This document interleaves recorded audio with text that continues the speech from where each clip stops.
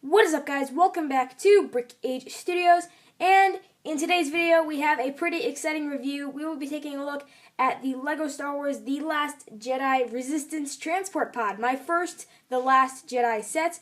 So I'm pretty excited, guys. The set number for this one is 75176. The recommended ages are 8 through 14. It has a piece count of 294 pieces, along with a retail price of $30 in the US. So without further ado, guys, let's just go ahead and not waste any more time and take a look at the minifigures to start things off. Alrighty, guys, first up we have Finn, and this of course is the new Last Jedi version of the character. Really like how this figure came out. He is accurate to The Last Jedi, at least from what we can tell so far with the photos we've gotten of Finn. But honestly, I think I like this version a lot better than the original Force Awakens minifigure, and that's simply because, I don't know, there are just a few improvements in my opinion. For example, I like the facial expressions a lot better because these are two new facial expressions that we're getting for Finn. Really like how they came out. You can see one looks quite relaxed and happy here, while the other is pretty nervous looking in a very Finn-like manner. I don't know, like I said, those are just really expressive to me, and I'm very thankful that LEGO didn't reuse the old Finn head. Instead, they gave us something new, and I like those expressions a lot better. You can see he does use the same hairpiece, which is absolutely fine because that fits Finn absolutely perfectly in my opinion.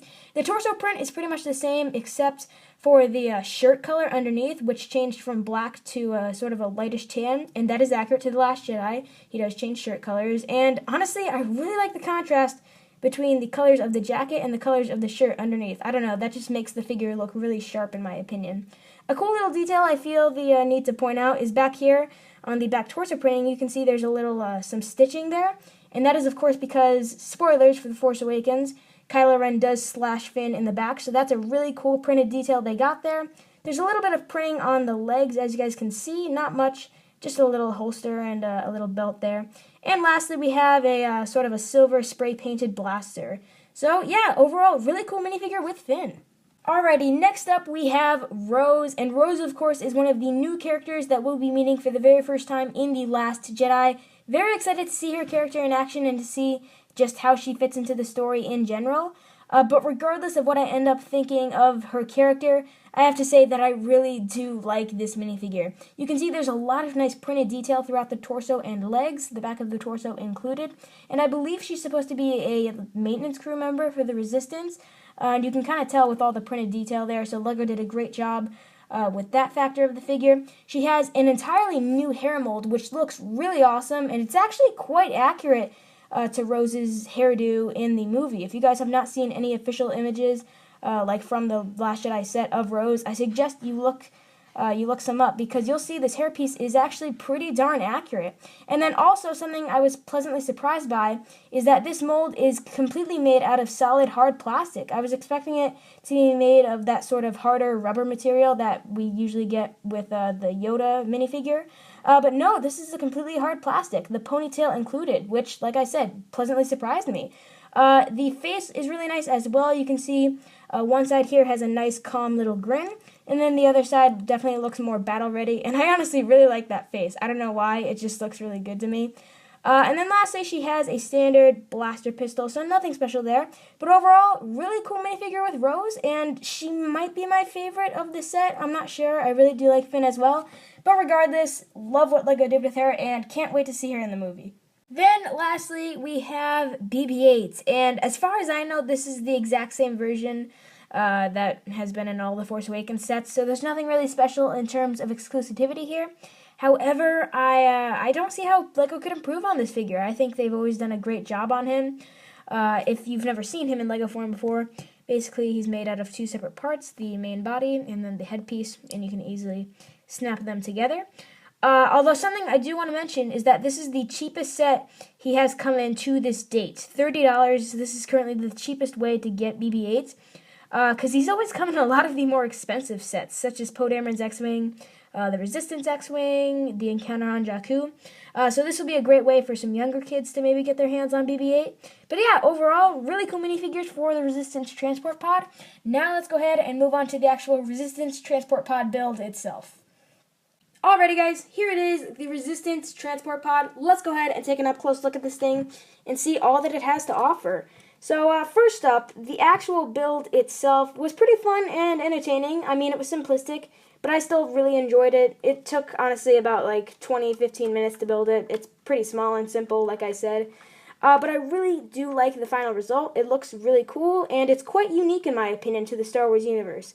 Now, I do feel the need to mention, and I can't personally vouch to this, but if you guys remember the Resistance troop transport set from last year, which was the Force Awakens set that included General Leia and Admiral Akbar and all those people, I've heard some people say that the Resistance transport pod right here is basically the cockpit portion of that ship. So some people have been saying that LEGO basically took the cockpit portion of the Resistance troop transport and made it into its own thing. And like I said, I can't personally vouch to that because I don't own the Resistance troop transports.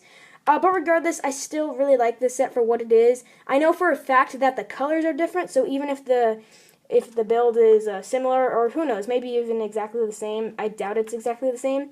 Either way, I still really like the set. It has a really nice polished, sleek look throughout. For example, you can see the back roof here curves down, and it sort of like continues on the right there. That just looks really nice and polished in my opinion. Same here on the left-hand side, you can see it, the back roof sort of curves down and runs along the side of the cockpit canopy. I just really like the design of this. I feel that it's unique. Again, I don't have the Resistance troop transport, so I can't vouch to the fact that it's basically the cockpit portion of that ship. But regardless, I still really like this for what it is. You can see the engine back here looks quite nice. I love the use of the metallic Technic pieces here. And there's even some translucent blue heads, which is quite an interesting part usage there. I actually really like these. And I can see these being used for like a bunch of Star Wars mocks with holograms and stuff. So can't wait to see what people do with that. Now, one negative I will mention about the actual look of the ship itself, don't really like the left side right here. As you can see, it just looks it looks kind of bare and flat compared to the rest of the ship, in my opinion. And you also have this one piece here sticking out, which doesn't look too good, but that's just me. Yeah, overall, really like the ship and all the designs it has. That's something I forgot to mention. It does have some pretty cool designs. However, the negative is that these are all stickers. None of these pieces are printed whatsoever. So all the designs you see, all the details are stickers. So you have two up here. You have one on each side of this fin on top, as you can see.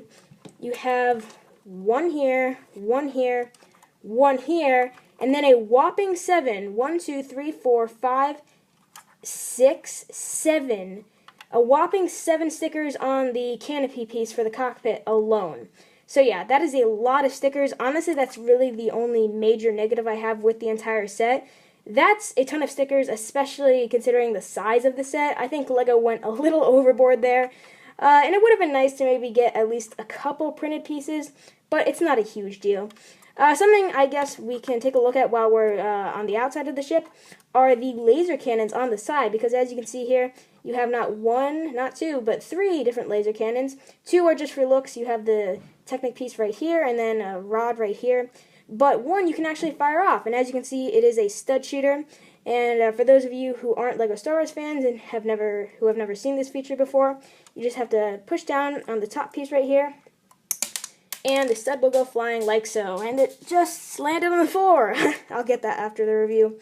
But something cool is that you can actually take this piece back here, which we saw earlier, and I didn't really mention it, but all you have to do is turn this piece back here, and then that will manually adjust the laser cannons for you, which is pretty cool. You can turn them around a full 360 degrees, so you can position it in whatever way you'd like. You can have the ship shoot backwards, which is pretty cool.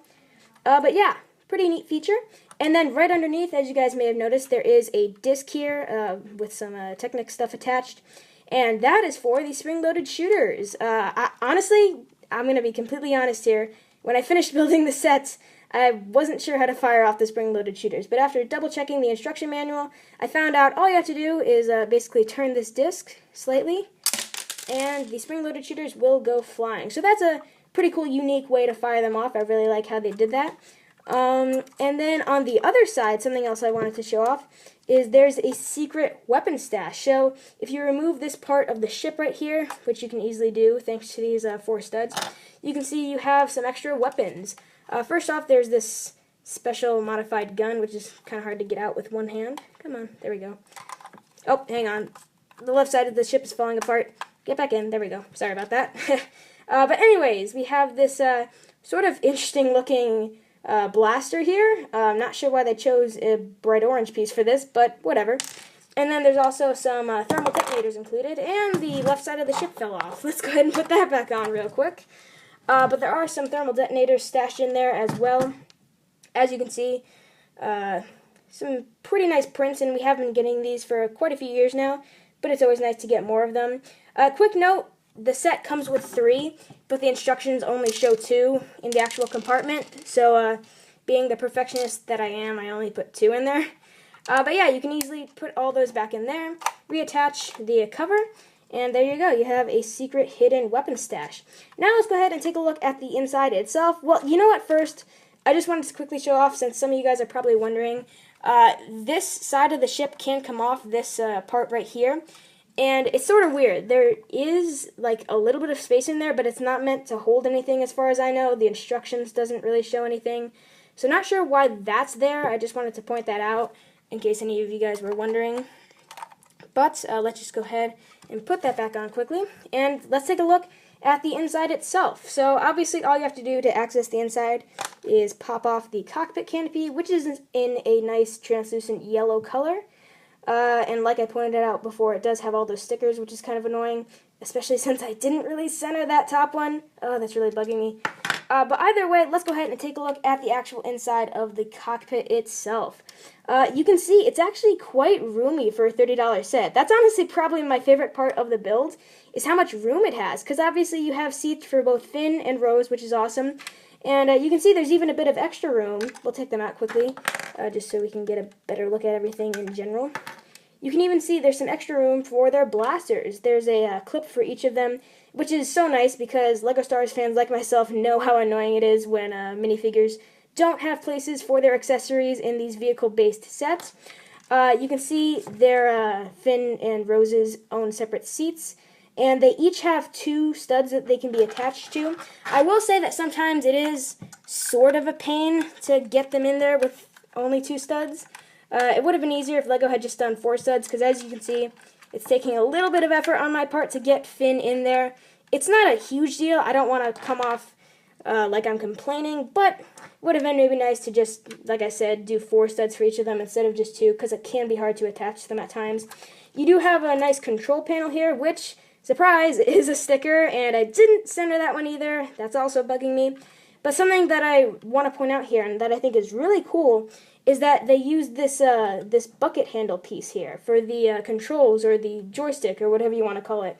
But that is a really cool part usage. I really like how that looks. Not sure why they haven't thought of that up until this point, but yeah, I really like how that looks. That's really it for the overall cockpit itself. But as you guys can probably see there's a little bit of BB-8 sticking out. So there is a bit of extra room back here. All you have to do is take off the back roof, and then you can see there's some extra space inside. BB-8 has a stud that he can be attached to, as you can see. It's kind of hard to see in there with the lighting, but you can see it's just basically a style with, it's a tile with a simple stud in the middle. Not much room for anything else back there. You can see there's some of the Technic stuff to control that laser cannon feature that I showed off earlier. But yeah, something I have to say is I am extremely appreciative of LEGO for giving us room for all 3 of the minifigures in this set. I mean, the fact that it's a smaller $30 vehicle, that just honestly blows me away that they were able to get a spot for all 3 of the figures. So happy about that. But yeah, that's honestly really it for the build, guys. So let's go ahead and take a look at the instruction manual, and then we will wrap things up for this review. The instructions are pretty basic, but at the same time pretty cool, because they obviously contain advertisements for all the other Last Jedi sets. You can see up here they even have the promo art with Rey, Finn, and Poe, which looks pretty cool. And then if you open it up, obviously you have all the steps. But then if you go to the back, you have the full minifigure lineup for the Last Jedi sets. Pretty awesome stuff, as well as the full lineup of the Last Jedi sets. I'm really hoping to get these three right here. The TIE Silencer, the UCS BB-8, and the Heavy Assault Walker. Those all look really cool. Maybe even this one. I don't think I'm going to get these 2, but these 4 look really cool. So hopefully, eventually, maybe Christmas or something. And then you can see they have a cool advertisement back here for Lego.com with all the new Last Jedi stuff as well. And then that's just the piece count for the entire set, basically. So overall, for my concluding thoughts on this set, I would definitely have to say that I'm personally pretty happy with it. The minifigures themselves are great, especially the exclusive Finn and Rose figures. Love how they came out. BB-8 is also a great addition, especially since this is going to be the cheapest way to get him in a LEGO set to date. And then the actual pod build itself is really cool in my opinion. Like I've been stating throughout the entire review, it's nothing amazing, but honestly, I do like the design. I think it's personally unique. And the main thing that makes the build for me is the fact that you can fit all 3 of the minifigures. That's just so great in my opinion, when taking into account that this is a smaller $30 set build. The fact that they gave you room for all the figures, like I said, is just so great in my opinion. On top of that, you have the stud shooter cannon on the side, the spring-loaded shooters underneath, and even a secret weapon stash. And in my opinion, for $30, that's a lot of detail packed into one small build. So overall, I would definitely have to recommend this set, especially if you guys are looking forward to The Last Jedi, or even if you're just Star Wars fans in general. Another great thing is that this, of course, is the smallest and cheapest of The Last Jedi sets. And while I have to admit, The Last Jedi sets are cool, but a lot of them are ridiculously overpriced in my opinion. The Resistance Bomber, for example, in my eyes should be $70, $80. Instead, it's $110. So, like I said, a lot of the sets in this wave are unfortunately really overpriced, at least in my opinion. But this one, I think, is definitely very fairly priced. I think you're getting all your money's worth, and I would just have to recommend it. Thank you guys so much for watching this review. If it helped you out and if you enjoyed it, please do not forget to hit that like button and subscribe for more content on my channel. And also, let me know what you think of this set down in the comments below. Thank you guys so much for watching this video again, and as always, I'll see you guys next time on Brick Age Studios.